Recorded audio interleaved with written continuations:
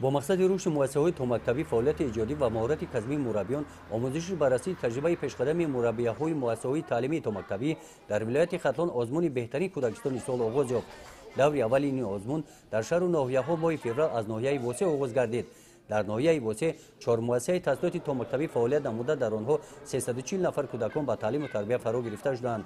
در مؤسسه تحصیلات تومکتبی رقم 1 بهورستان 140 نفر کودکان تربیت میگیرند. از میان حکمان آزمون نمایندگان شعبه معارف، کمیته اتفاق کسبی کارمندان ساحه معارف، شعبه فرهنگ ناحیه، بخش جوانان و ورزش و فعالیت مؤسسه‌های تومکتبی شناس شده بهاگذاری نمودند.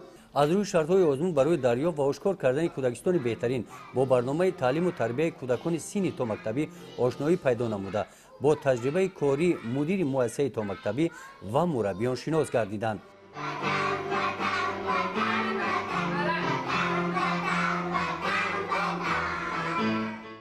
طوری عیان گردید این مؤسسه تومکتبی با این آزمون تئوری همه‌جانبه دیده بخشیده به سوی رشد سیاحی و هنرهای مردمی محصول کارهای ایجادی خود را پیشنهاد نمودند. در مؤسسه تومکتبی رقم 2 افتابک 120 نفر کودکان به تعلیم و تربیت فرا گرفته شدند. صحنه حولی مؤسسه گشاد و برهوا بوده، برای بازی کودکان شرایط‌های مساعد فراهم آورده شدند. مربیان این مؤسسه دارای معلومات عالی و میانه مخصوص هستند. قسم زیاد این بازیچه‌ها را برای بازی کودکان مربیان ساختند.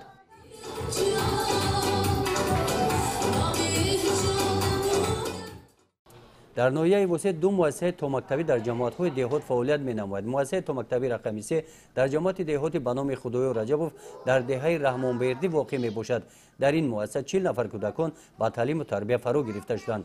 این مؤسسه 2 سال پیش با فعالیت شروع نموده، بنای آن با اقدام مقامات اجرایی حاکمیت دولتی ناحیه واسع و جلب صاحبکاران محلی ساخته شده مورد استفاده قرار داده شده است.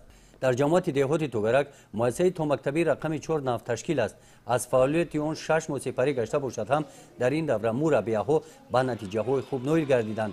شرایط و تشکیل کار مؤسسه تومکتبی رقم 4 برای تعلیم و تربیت کودکان سین تومکتبی در سطح خوب قرار دارد.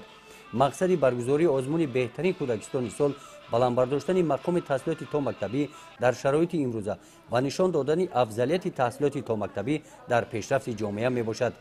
دوری ولایتی آزمون ماه مارت دایر میگردد.